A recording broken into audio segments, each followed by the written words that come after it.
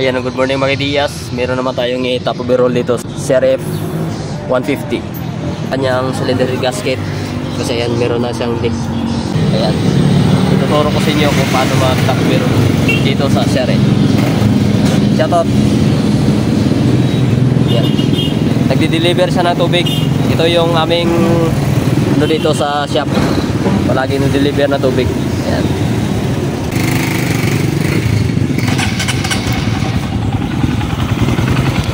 Ayan, goods pa naman yung kanyang andar. Yun lang, meron sang leak dito. Ayan.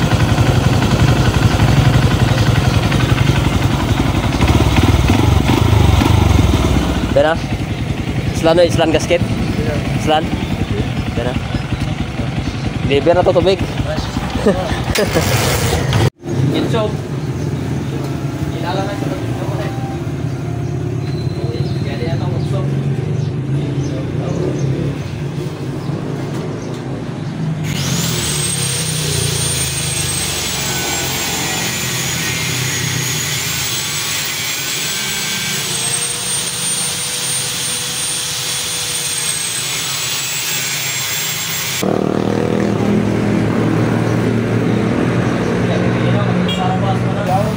So mga Diaz, tanggalin natin yung kanyang cover, yung upuan. Kasi para ma-access natin yung kanyang side. Kasi hindi natin matanggal yan kapag hindi natin matanggal yung kanyang bracket nya sa kanyang head. Ayan.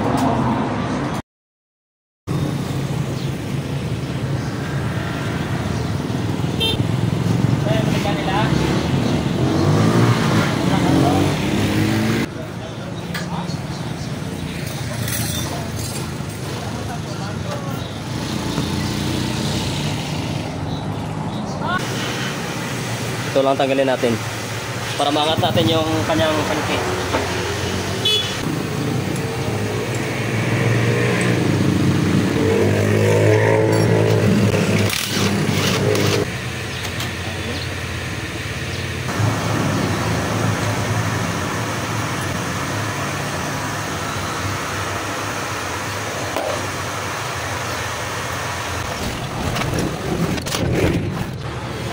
Ayan mga Diaz, kailangan natin tanggalin ito kasi hindi natin matanggal yung kanyang sahid kapag hindi natin kunin to. Ayan.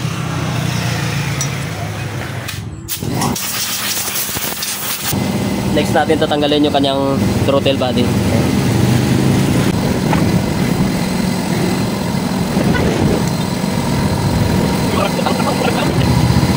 Tapos tanggalin natin yung sensor ito, yung kanyang oxygen sensor. Ayan. Ito yung kanyang socket.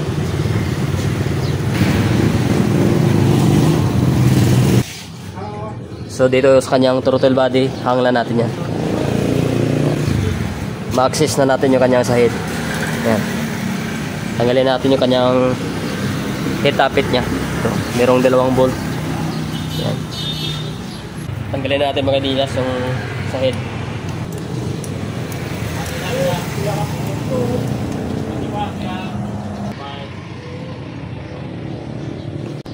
Ayan. Kabila naman tayo. Mga Diaz, tanggal natin.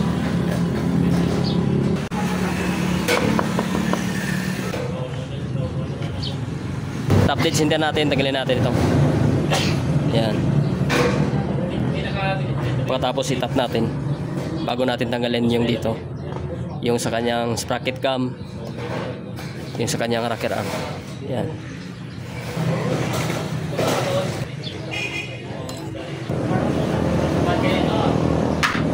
Yan, natanggal natin mga Diaz. Itatap dead center muna natin bago natin tanggalin yung kanyang sa tensioner. Ayan. Ay mga Diaz, natap natin. Ayan, yung letter T. Ayan, dapat naka-tap yan sa kanyang magneto. At dito naka-tap rin. Yung 2 guhit na to, dapat nakalibilin dyan. Ayan. So, bago natin tanggalin mamaya. Pero bago natin tanggalin yan, tanggalin natin yung kanyang sprocket cam at yung kanyang tensioner. Yan. Tanggalin natin. Tapos luwagan na natin yung bolt sa sprocket cam. Tanggalin natin. para hindi mahulog yung bolt sa loob. Lagyan nyo ng basahan. Yan. Kunin natin yung bolt.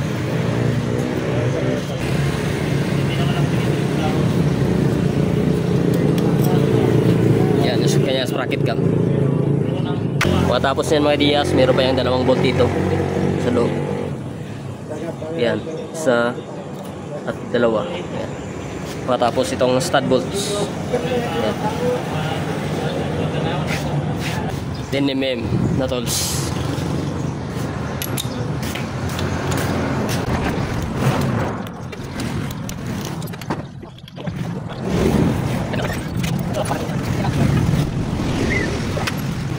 Next natin tatanggalin yung kanyang stud bolts. Cross pattern yung pag luwag natin.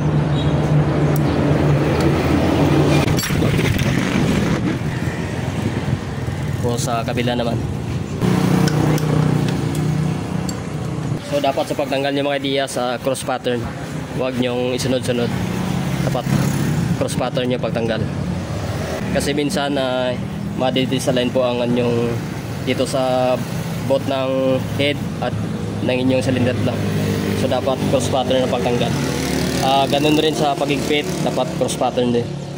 Yan. Yan washer.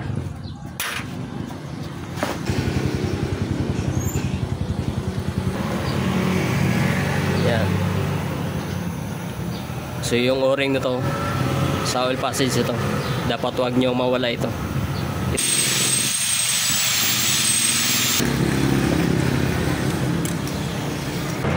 Dito sa singaw mga Diaz, sa kanyang cylinder head gasket. Yan. Itong itim na to. Yan.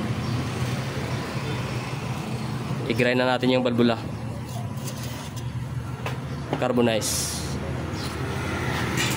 Pati yung kanyang cylinder block, tanggalin natin kasi yung gasket. Yung base gasket, palitan rin natin. Kasi pag hindi natin palitan, may tendency na magli-leak. Yan. So mabuti lang may Diaz na check kanyang block. Meron na kaunting hairlines. Ayan. Ayan kita. So check na lang natin yung kanyang piston. Ayan mga Diaz, no, natanggal natin yung kanyang piston. So isa rin sa mga dahilan kapag magasgas ang inyong cylinder block dahil yung sa kanyang carbon. Ayan. So ito, meron na sang hairlines. Ayan. Meron na kayo dahil sa carbon deposit na sa kanyang piston. Ayan. So mga kung motor nyo ay nasa 3 years pataas na, so kailangan nyo ng buksan nyo sa inyong head dahil may tendency na madaling magasgas dahil sa carbon deposit. Ayan, katulad nito. Ito yung nagpagasgas kanya, yung dito sa kanyang cylinder walls. Ayan, dahil sa carbon. So hindi naman sa malalim, pero yun nga mga Diaz, hindi natin alam kung hanggang saan yung kanyang lifespan nito, yung dito sa kanyang cylinder block. Ayan. So yung dahilan pala mga Diaz kung bakit na palaging singaw at naglilik dito, malalim dito na part. Ayan. So gawin natin mamaya, ililihain natin, ano natin sa salamin. So kita ko sa inyo na dito na part ay malalim.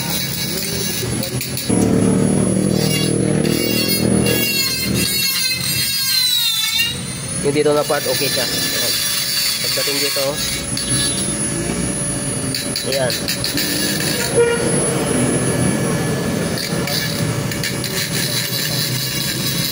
medyo malalim dito banda, kaya singaw yung kanyang sakit. So ito na mga Diaz, okay na siya. Nakuha na natin yung malalim na part dito. Ayan, yung dito banda sa exhaust. So dito banda yung singaw niya. Napantay na natin. Nililihan lang natin ito sa salamin. Ayan. So goods nito. I-grind natin ng balbula. Linisin natin. So ito mga Diaz, natapos natin makuha yung malalim na part dito. So ngayon i-grind naman natin yung kanyang balbula. So kaya pala wala ganong pwersa itong motor. Singaw yung kanyang sa exhaust banda na valve. Ayan. Yung banda sa exhaust valve niya, singaw. Ayan. Grind natin yung valve lang. Mga Diaz, napalitan na natin ng valve guide. Ito yung kanyang valve guide, pati yung kanyang valve seal. So balitan natin yung kanyang mga valve spring.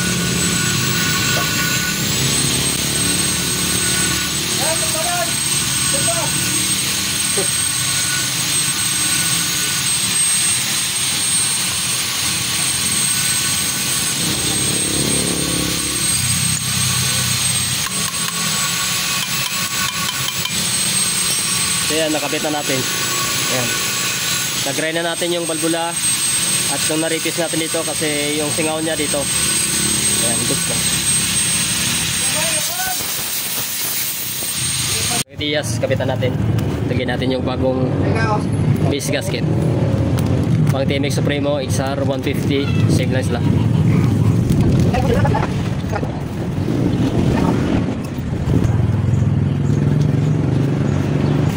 Lagyan natin yung dalawang tawil.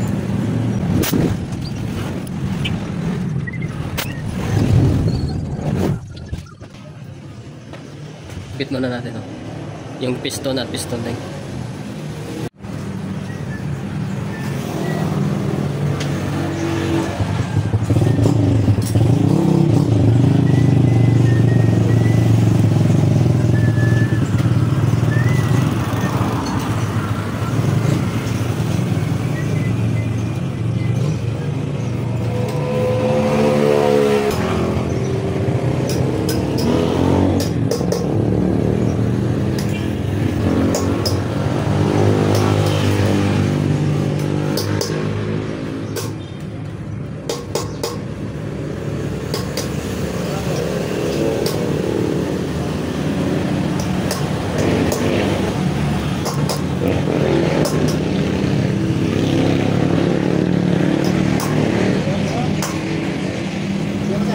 Pag matulis yung banda sa gilid niya, ito yung sa kanyang wiper ring.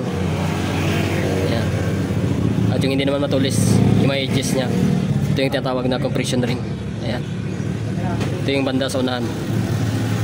At ito yung pangalawa. Ayan.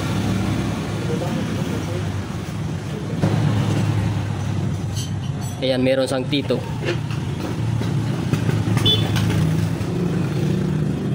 Pangalawa. Sapat ako, gusto nyo laro, sige. Ako, tamad ako na dyan. Yan. Tapos ito T1. Yan, meron nakalagay na T1. Ito yung compression ring.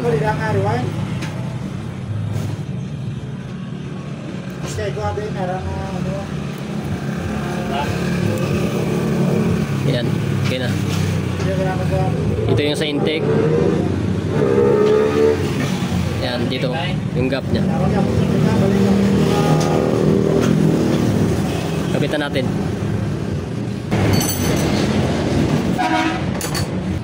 Pagkatapos, lagyan natin ng basahan para hindi maulog sa loob.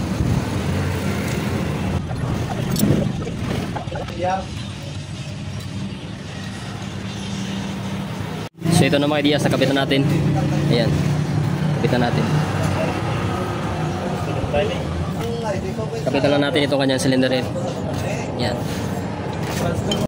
Kapit natin yung roller guide. Yan. Lagay na natin. Dragin na.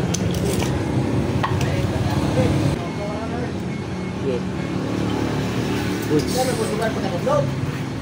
Yan na. Kuha na yun. Kasi gamit lang ganun sini, ganun. Boleh na.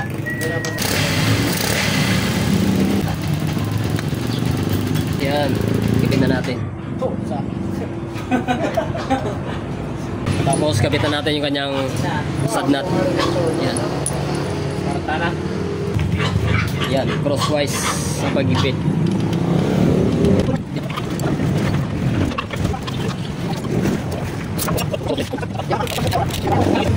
Punta mo, Jis. Ako mo siya. Sa page niya. So malapit na matapos mga ideas yung gawa natin. Dapat ang mga pagkaon mo, sa sunod siyang tatlo lang Okay, ulan. kapitan. Tap natin. Kaya to, guro, abot ng guro to. Tapos kapit na natin yung kanyang sprocket cam. Tapos isa nyo na mga ideas, maingay ito sa shop. Ano mo yan, tatlo, tumain. Pag shop, maingay talaga. Eh, try isang lahat. Kapit na natin. Tapos yung kanyang mood. Limestone ba? Dapat bulitas.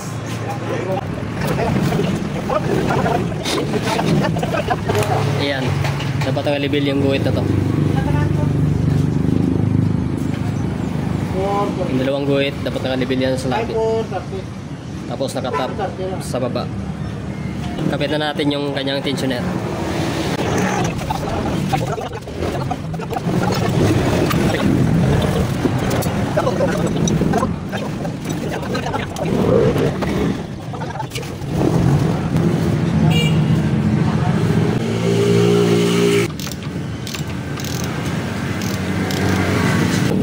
Matapos may ideas, adjust natin yung kanyang valvula.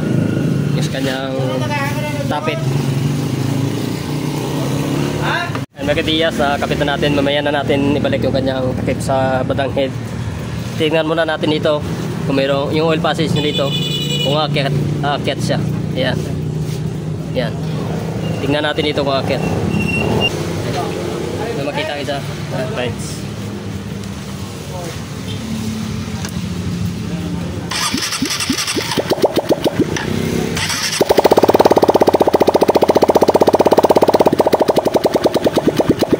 Ayan.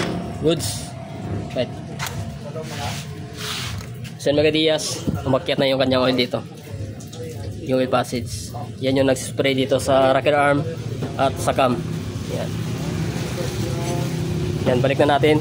At pandarin na natin ulit mamaya. Balik natin yung kanyang exhaust. Yan, cover. Yan. Ano mga ideas, natapos na natin itong CRF 150. So, wala na. Ito yung tagas sa kanina. Meron yung tagas kanina dito. Ayan. Pandarin na natin mga ideas.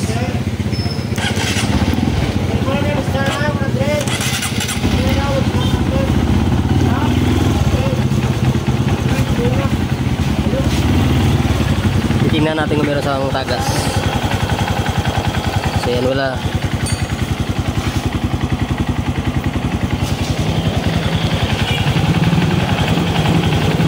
So yun lang mga ideas, hanggang dito natin video about ito sa CRF 150. So yung mga ginawa natin kanina, ganun lang. Kapag ganun mga ideas, dapat nyo nang palitan yun, yung sa kanyang valve guide. Ayan. At na-replace natin kasi yung del yan singaw dito, sumisingaw dito banda. Yan. So yan, hanggang dito natin video. Bukas meron mo tayong XR 200 makina naman. Hanggang dito natin video. Peace out.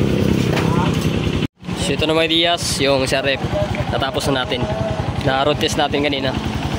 Ayan. Nawala na yung kanyang leak dun banda.